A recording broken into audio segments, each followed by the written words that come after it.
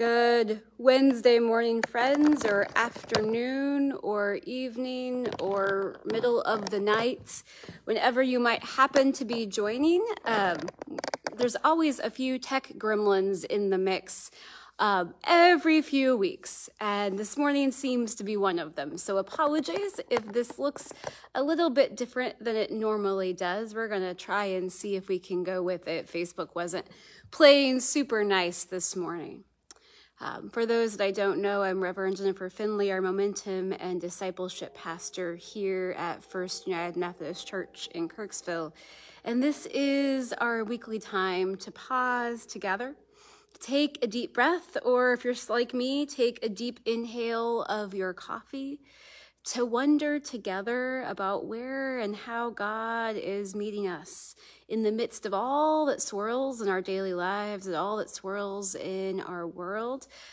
We have talked about before that sometimes this question of where is God meeting us can be easier and harder to answer some weeks. I'll admit that this morning I was like, I'm not sure I know how to answer that question today. Where is God meeting me? Where is God meeting us?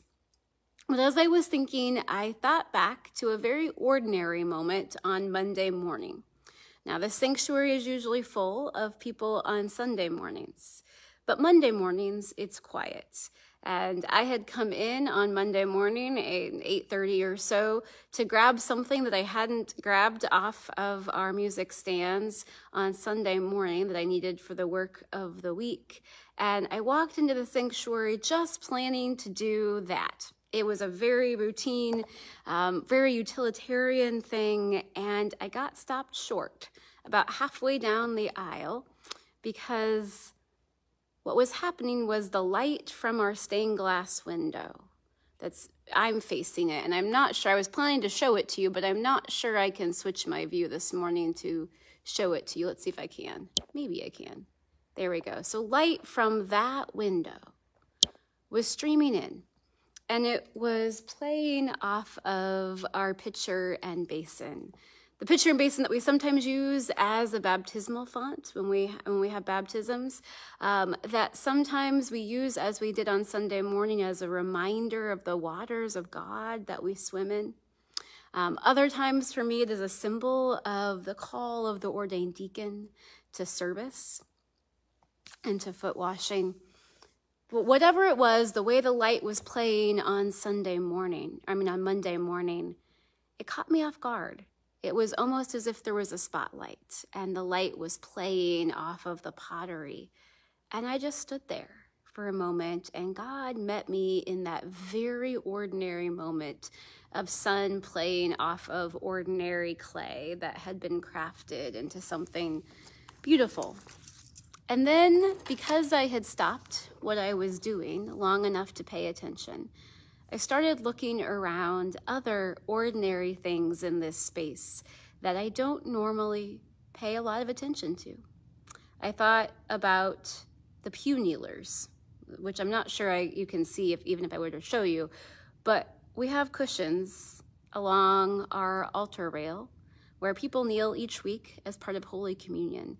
And if you look really closely, I think Pastor Lori has shared this before, if you look really closely, you can see indentations of where people have kneeled over the years, year after year.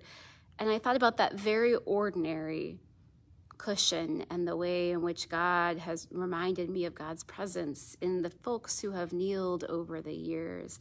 And then I thought about the wood that multiple hands have touched over the years, whether the back of the pews or the altar rail where we've knelt to receive communion. And I thought about the very ordinary things that are all around us. And it reminded me that God does holy things with ordinary things over and over again. And that's my story for this week. But it's not just here in a physical sanctuary. It's everywhere we are. Sometimes we need that reminder that God does holy things with ordinary things, that God works through those ordinary moments, those ordinary means. And sometimes all we need is the sunlight playing in a new kind of way for us to pay attention long enough to catch that. And so I'm wondering, where have you seen the ordinary? Where has the sunlight glinted off Thousand Hills Lake? Where has wildlife surprised you recently? I know we've got lots of deer out this time of year up here in Northeast Missouri. Or where maybe you're just simply around the house and something catches your attention just in a slightly different way, and you pause long enough to recognize the ways in which God might be moving through you, through your family, through your household. It's not rocket science, but sometimes it takes us paying attention. And sometimes it takes the light to play in just a slightly different way than we expected. And then there's a response to that. Sometimes we just simply move on with our day. I did have to do that because I had tasks to do on Monday. But before I did that, I paused to give thanks for that holy moment in the ordinary. And so I thought I would close with a couple of prayers. These are from a book called Broken Wide Whole, Prayers for Daily Living, that invite us into this practice of recognizing the holy in the midst of our very ordinary lives. And this one is for light. Spirit of truth, speak to us through wisdom's light. Spirit of play, speak through your twinkling stars. Spirit of rest, speak through the dawning light. Spirit of desire, speak through candlelit spaces. Spirit of hope, speak through your light. And the Spirit of hope spoke to me through light on Monday morning. I wonder how it is that that Spirit of hope is finding you. And one more, as we prepare to depart from this pause and as I hold my cup of coffee, a blessing. May your morning cup fill you with what you need to step into your day. May each sip move into your body alongside courage and strength and hope and joy. May you inhabit the spaces of your day carrying only what you need to carry. May wonder and mystery greet you with their welcome spirit.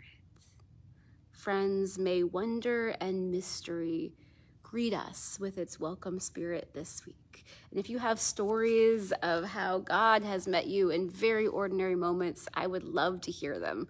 Feel free to put them in the comments, to send me a message, to stop by the church office. I'd love to hear those stories, for it is in how we share those that we were reminded about how God shows up in our own lives. Go in peace.